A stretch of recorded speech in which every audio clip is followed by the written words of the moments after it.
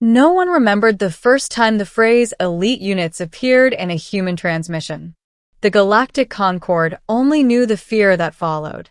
At first, it was dismissed as translation error. Human languages were inefficient, redundant, and riddled with metaphor. Surely, elite meant ceremonial or symbolic, a morale device. Every species had them, colorful guards, ancient orders, decorative champions that existed to make politicians feel safer. But humans did not decorate war. They optimized it. The beginning, a name spoken too casually. The Concord first encountered humanity on the edge of the Perseus Drift, a chaotic region plagued by pirates, rogue fleets, and collapsed empires. Humans arrived not as conquerors, but as traders. Their ships were boxy, inelegant, and aggressively average. No radiant hulls. No ceremonial markings. Just utility and purpose. They were friendly. Disarmingly so. Human diplomats smiled too much, joked too freely, and asked uncomfortable questions about supply routes, defensive treaties, and response times. They spoke openly of cooperation, shared research, and mutual defense. They even laughed at the Concord's rigid hierarchy. Then the Kale Void Rebellion happened. A minor uprising, at first. The Kale were a silicon-based species, with a history of resource disputes. When a Concord mining station failed to meet quota adjustments, the Kale seized it. Negotiations failed. Standard peacekeeping forces were dispatched. They were annihilated. Within 6 cycles, the rebellion spread. Kale war forms adapted faster than Concord doctrine could respond. Fleets were lost. Systems burned. Panic rippled through the assembly. And that was when humanity made an offer. "We can help," the human ambassador said, sipping something brown and steaming. "We'll deploy an elite unit." The chamber fell silent. "What is an elite unit?" asked High Arbiter Celuan, her bioluminescent frills dimming. The human shrugged. "Specialists. Problem solvers." No one pressed further. They should have. The middle, when myths walked onto the battlefield. The elite unit arrived in a single ship. No escort. No fanfare. Concord analysts scoffed. One vessel against a system-wide rebellion? But long-range scans showed something unsettling. The ship's mass was wrong. Too dense. Too layered. As if it carried more internal redundancy than an entire battle group. Then the ship vanished. Not jumped. Not cloaked. It simply all wasn't there anymore.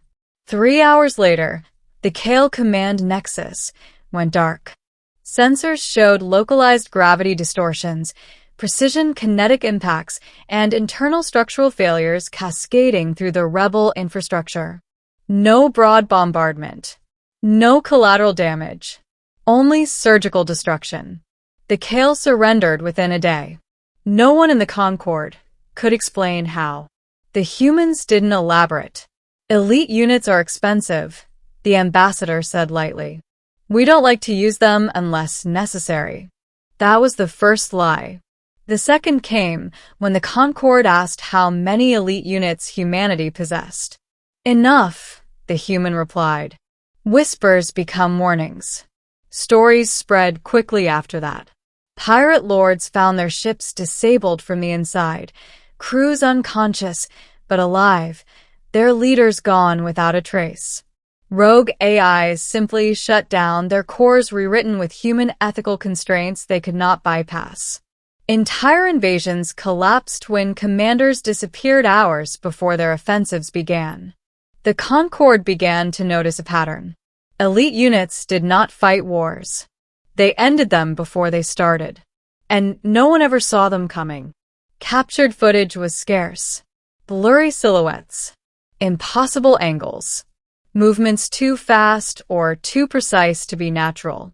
Concord scientists argued whether they were cybernetic, genetically engineered, or artificial constructs. A human officer, overhearing one such debate, laughed. "They're just people," he said. No one believed him. A lesson written in silence. The truth came during the Lilith Accords crisis. The Lilith were ancient, proud, and powerful. Their fleets dwarfed humanity's. When negotiations over border realignment failed, the Lilith issued an ultimatum: withdraw or face annihilation. The Concord panicked. War with the Lilith would shatter the galaxy. Humanity requested 12 hours. Reluctantly, the Lilith agreed. 12 hours later, the Lilith Grand Fleet stood down. Their command council had been convinced. No deaths. No visible damage. Just a sudden, unanimous decision to abandon their claims and sign a non-aggression pact with humanity. When asked how this miracle was achieved, the human representative finally offered clarity. "Our elite units don't just fight," she said. "They understand systems. Political systems. Economic systems. Cultural systems. They identify the critical nodes and apply pressure until collapse is inevitable." She paused, then added, "Violence is just one tool, usually the least efficient." The Concord realized, with horror, that humanity had weaponized understanding itself. The revelation: why the galaxy prayed.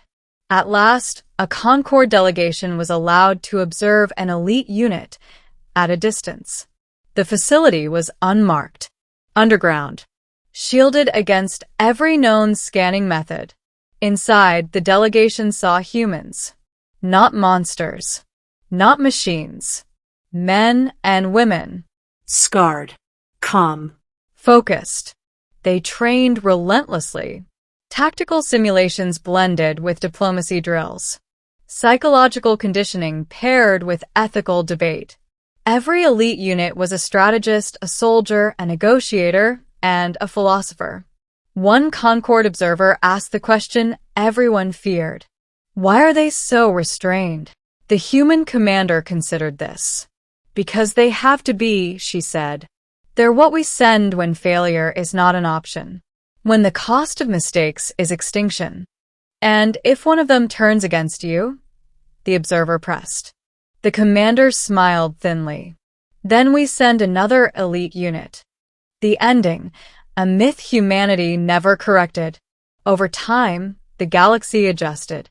Conflicts de-escalated faster when humans were involved. Treaties were honored more carefully. Aggressors hesitated, weighing not fleets or numbers, but probabilities.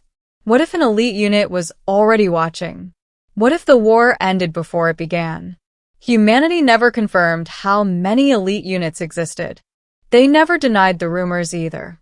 Some said there were only a handful.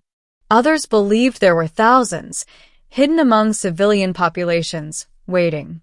A few whispered that every human was a potential elite unit, that the training simply refined what was already there. The humans let the myths grow, because myths were cheaper than wars. And so, across the galaxy, in war rooms and pirate dens and imperial thrones, one phrase became unspoken law. If humans deploy their elite units, it's already over.